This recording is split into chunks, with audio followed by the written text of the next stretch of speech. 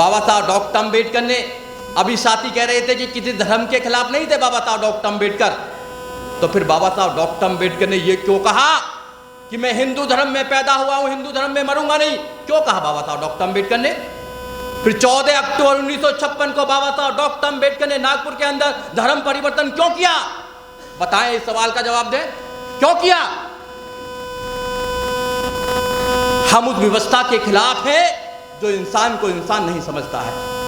हम उस हर इंसान के खिलाफ है जो इंसान को इंसान नहीं समझता है, और मैं हर उस इंसान के खिलाफ हूं जो संविधान को खत्म करना चाहता है।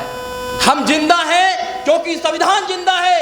अगर बाबा साहब डॉक्टर अम्बेडकर को आप देखना चाहते हैं तो इस संविधान के अंदर देखना कि बाबा साहब डॉक्टर अम्बेडकर ने अपने बच्चों की कुर्बानी देकर हमें संविधान दिया।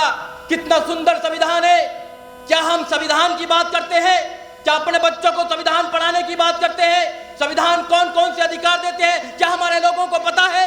क्या हमने वकीलों की कोई फौज बनाई है? नहीं बनाई है।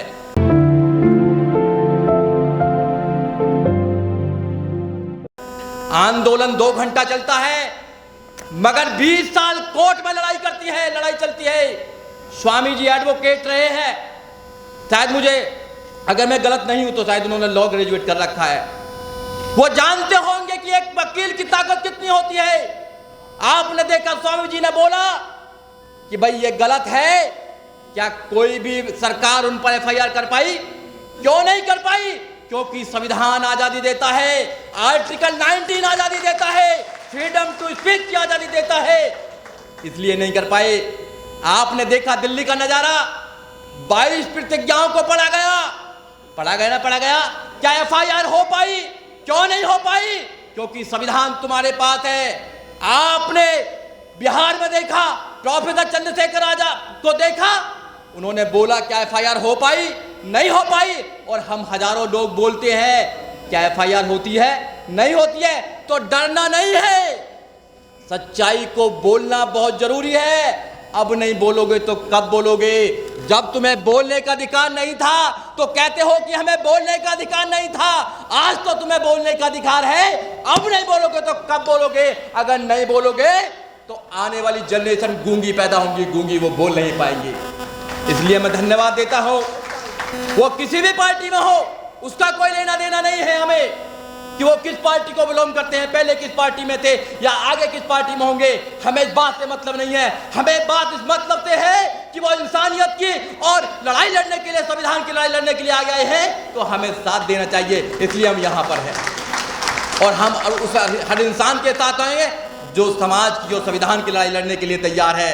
साथियों, पीर पर्वत सी हो गई है, पिघलनी चाहिए। पीर पर्वत सी हो गई है, पिघलनी चाहिए। अब हिमालय से कोई नई गंगा निकलने चाहिए। और बहुत गड़बड़ हो गई है साथी, और बहुत गड़बड़ हो गई है। आपने देखा ना यहीं पे, इस संविधान को जलते भी हमने देखा है। इस संविधान को जलते भी हमने देखा है। अभी मुझे पता लगा था प्रतिलिपि को जला दी है, उन पर एफआईआर कर दी है। एफआईआर तो होती रहती है, मैं वकील हूं, अच्छी तरह जानता हूं कि एफआईआर कैसे होती है और कैसे करती हैं। आपने यहाँ एक केस सुना होगा, रविदास टेम्पल का, मंदिर का, या बहुत सारे साथी हैं जिन्होंने उसकी लड़ाई लड़ी थी। 96 लोगों को जेल में पहुंचाया गया था, इंक्लूडिंग चंद्रशेखर आजाद को भी जेल में पहुंचाया गया था, मगर इस सुप्रीम कोर्ट ने उसको क्वेश्चन करने का काम किया। एफआईआर तो होती रहेंगी, आप जेल भी जाते रहेंगे, मगर समाज की लड़ाई लड़ने के लिए आपको आगे आना पड़ेगा। अगर आज आगे नहीं आए और आज लोगों का साथ नहीं दिया तो फिर शायद कोई नहीं आएगा, फिर शायद कोई लड़ने के लिए नहीं आएगा। साथियों, कारवां अब हर बार बनता है।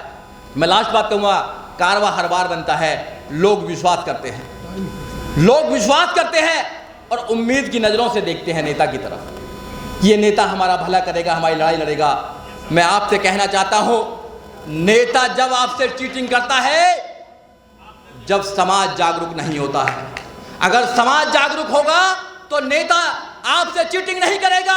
नेता आपसे पूछेगा कि आगे मैं क्या करूं, बताइए आप लोग। आपको जागरूक होना पड़ेगा और जागरूक होने के लिए घर घर से निकलना पड़ेगा।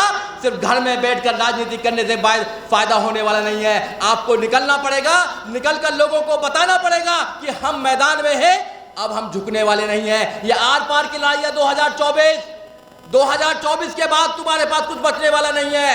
अगर 2024 को आप रोक सकते हैं तो रोक लीजिए, क्योंकि आरएसएस को 100 साल होने वाले हैं। आरएसएस को 100 साल होने वाले हैं। उनका एजेंडा है इस देश को हिंदू राष्ट्र बनाना, और हमारा एजेंडा है इस देश को बुद्ध में भारत बनाना, बुद्ध में भारत बनाना। आपकी बात है। जय भीम, जय भारत। क्योंकि समय नहीं है, वो बार बार बोल रहे हैं, तो मैं समय की पूरी रखूंगा। साथियों, ये रुतबा मेरे सर को तेरे संविधान से मिला है। ये रुतबा मेरे सर को तेरे संविधान से मिला है। ये मान सम्मान भी मुझे तेरे संविधान से मिला है। औरों को जो मिला है वो मुकद्दर से मिला होगा, हमें तो मुकद्दर भी संविधान से मिला है। जय भीम, जय भारत, नमो बुद्धाय।